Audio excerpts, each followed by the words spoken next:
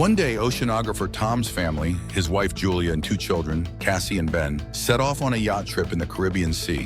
While Tom and Ben are busy fishing and Cassie is absorbed in her gadget, Julia goes for a swim. Suddenly, something unsettles her. Julia looks around, but the sea remains as calm as ever. However, she feels a distinct sense of dread, as though something large and dangerous is circling around. At the same time, the instruments on the yacht start acting strangely, but Tom, preoccupied with fishing, pays no attention to them. Meanwhile, Julia feels worse and eventually begins to drown. She screams, but the family doesn't hear her. The water seems to shift and pull her farther from the yacht. As the situation becomes critical, Tom finally hears her voice. He rushes to the helm, and the yacht moves toward the distant Julia. Tom dives into the water. With the children's help, they pull her aboard and revive her. Tom is angry, as he always asks that swimmers notify the others when going into the water. Julia apologizes and the incident is soon forgotten. Besides, the family has a reason to celebrate. Today is their son Ben's 13th birthday.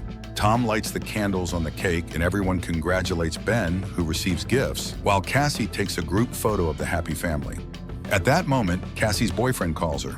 He asks her about the swim, but suddenly a sudden and intense storm begins in the background. Cassie is worried, but her boyfriend reassures her that he's safe. The connection cuts off. Cassie tells her parents about the storm on land, but then everyone feels some jolts, rushes to the deck, and sees massive whale carcasses surfacing around the yacht. Tom explains that sometimes whales get disoriented during storms, but these animals are pushing the yacht, threatening their safety. Tom dives into the water and soon returns aboard, injured. While trying to figure out what's going on, he cut himself on the propeller. Julia stitches up the cut on her husband's shoulder, and he explains that the yacht's shafts seem bent, likely from a tail strike. Now they're unlikely to be able to sail away. Later, Cassie tries to reestablish communication, but there's no signal. The radio isn't picking up any signals either. Tom begins calculating their supplies. There's enough water for about 4 days, no more, but they're on a shipping route, so someone is bound to find them. However, ominous sounds come from outside, and when the family steps out onto the deck, they see glowing objects falling from the sky. They fall closer and closer, and Tom, taking a risk, starts the engine. He manages to steer the yacht away from the next meteorite, but the engine is finally damaged. The next object falls so close that the family can see they are artificial satellites of Earth. A strong wind starts blowing, and the instruments go haywire. The terrified family hides inside the yacht, which is being tossed by the waves. They put on life jackets and prepare for the worst when a strange, ringing sound is heard, causing nosebleeds and nausea. Tom tries to signal for help with a flare gun, but it's all in vain. The family barely survives the night. In the morning, they were relieved to find themselves alive, but there's a gaping hole in the side of the yacht, and it's unclear why they're still afloat. The family goes outside and freezes in amazement. The water is gone, and their boat is standing on a rocky outcrop in the middle of a stony desert where the ocean once was. Sometime later, Tom tries to reassure his family, saying that not everyone could have perished.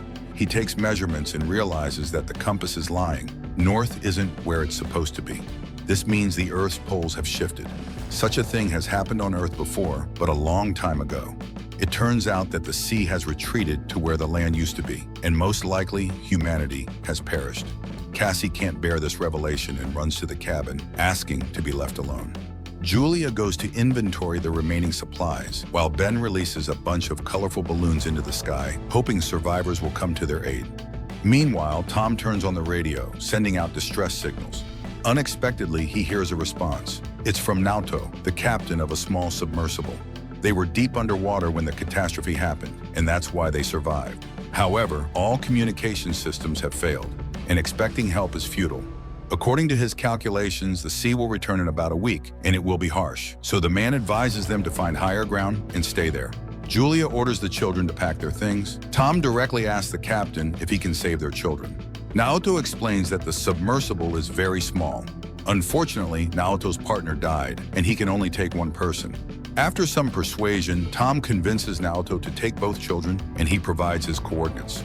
Tom charts a course on the nautical map and promises to reach the location in a couple of days. The next morning, the family is almost ready to embark on their journey. Tom steps onto the deck and suddenly sees a man with a dog approaching. He walks toward him and greets him, but notices that the man is injured. He offers the traveler some water. The man drinks it and then suddenly punches Tom in the face, which Julia sees. She rushes to her husband as the traveler plunges a makeshift spear into Tom's chest. The dog keeps Julia at bay, though she freezes in horror herself. Realizing there's no saving her husband, she runs to the yacht. The man pursues her, injuring her arm. Nevertheless, Julia climbs onto the deck, and the children, hearing her screams, run to her aid. Together, they barricade the doors to the cabin. After that, Julia hides Cassie and Ben in a locker, giving her daughter the flare gun and instructing her to shoot only as a last resort. Meanwhile, the killer tries to break down the doors and eventually succeeds. Julia hides in the bathroom, patching up her wound. Entering, the intruder heads straight to the galley and grabs some food. It's clear that he's very hungry. Holding a can of food, the man begins searching the yacht while Julia arms herself with a kitchen knife.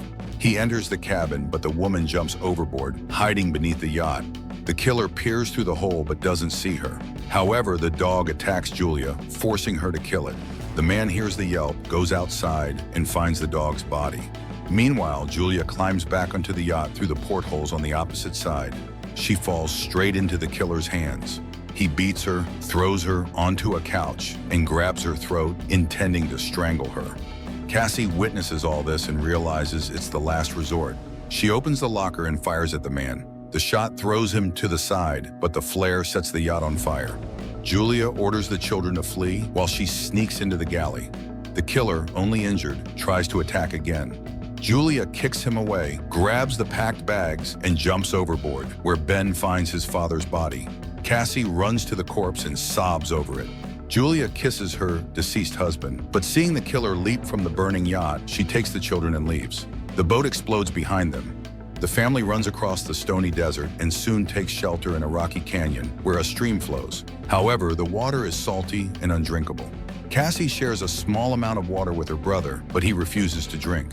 The boy feels guilty, believing the killer came because he saw the balloons.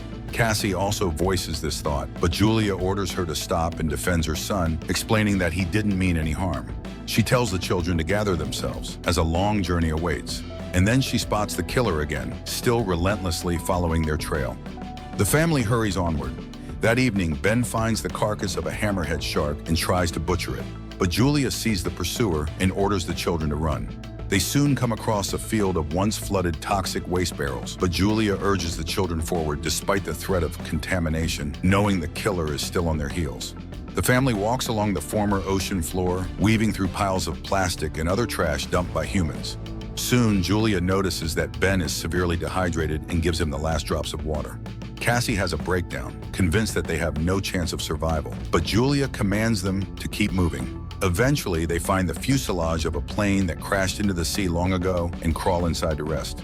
Julia examines the last photo of their family and recounts the story of her first meeting with Tom, which happened at her hospital, where Tom was brought with decompression sickness after a failed dive.